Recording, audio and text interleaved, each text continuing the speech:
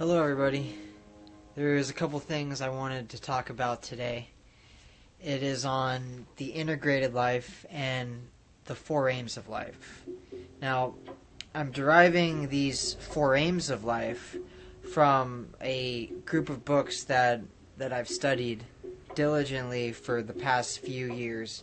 It's the Mahabharata, and what it is the longest book series in the world. It comprises 12 volumes, longer than all of the books of the Bible times 12, longer than all of the works of William Shakespeare times 12.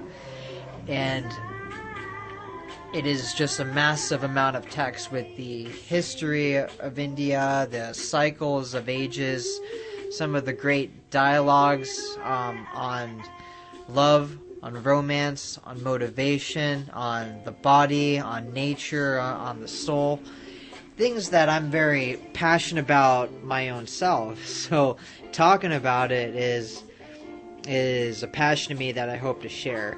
But one concept that is common are the four aims of life. Okay. What those are you have the need for us to strive for pleasure. Pleasure is the root of a lot of our aims. We want to get laid. We want to have a good night. We want the good food. We want that compassion. We want to have fun. There's nothing wrong with it. You know, the Buddha would say to end desire. But desire is passion. It's part of life. Even the top people who succeed and make it to the top, they get there through a certain amount of passion. So, let's not demonize it. It is what it is. Okay. Now, the next aim of life that we're all striving for deep down is wealth. Wealth is a part of it. We need wealth for day-to-day living, for our expenses, for our cars, for the hot dates you want to take, for your kids, supporting them. But even the striving for wealth to give to charity and to support your kid, to support your wife, to support your loved ones, to give gifts to friends, those are honorable things. And that's an aim some people will spend their entire life on. And that's okay too. The next aim of life would be the acquisition of virtue, or the acquisition of righteousness. To do the things that wins esteem and respect in the world, that earns fame and that earns glory. But the things that are conducive to good character. We have a need within all of us to be respected among society, to be respected among our peers. So because of that, there's a need for us to strive for virtue somewhat. What good is all the wealth and the desire if you're a shitty person? Okay? It's no good. No one's going to want to hang around you if you're a shitty person. So, virtue is a part of that. The next and final leg of it, like the four legs of a cow, would be freedom. We all want freedom. I want freedom. I feel like William Wallace. Give me my freedom! It's part of life. We want financial independence. We don't want to feel bogged down, feel limited. We want to feel alive.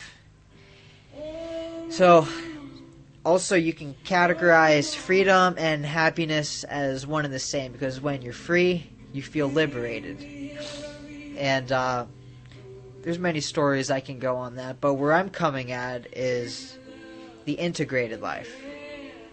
And how the integrated life falls into this is that all of these facets are in balance. All of these facets are in order.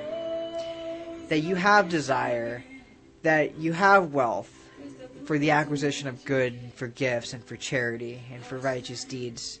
You have love. You have romance in your life.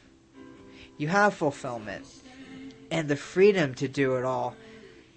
If all of these are in balance, then it's like the four legs of a cow. If it's missing a leg, then you have a wobbling cow.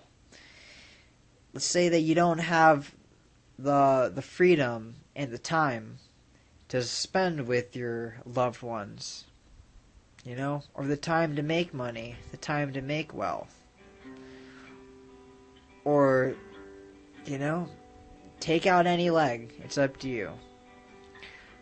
If you don't have the wealth,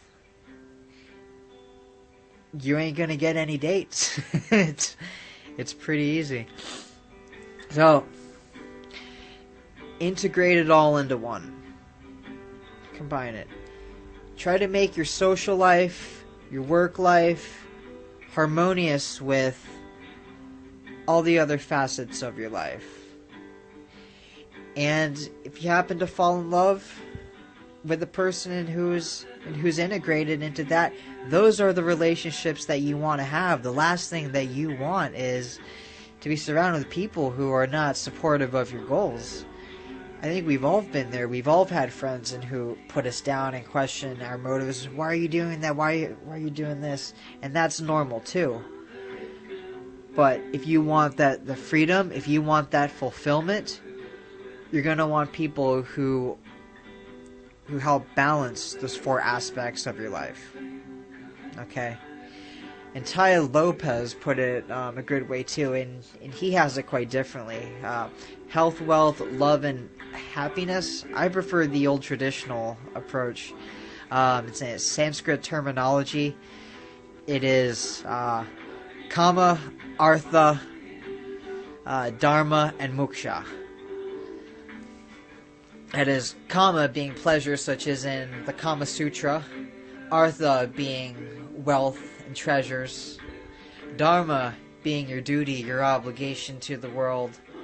And Moksha being liberation. Liberation of the soul to enjoy those things.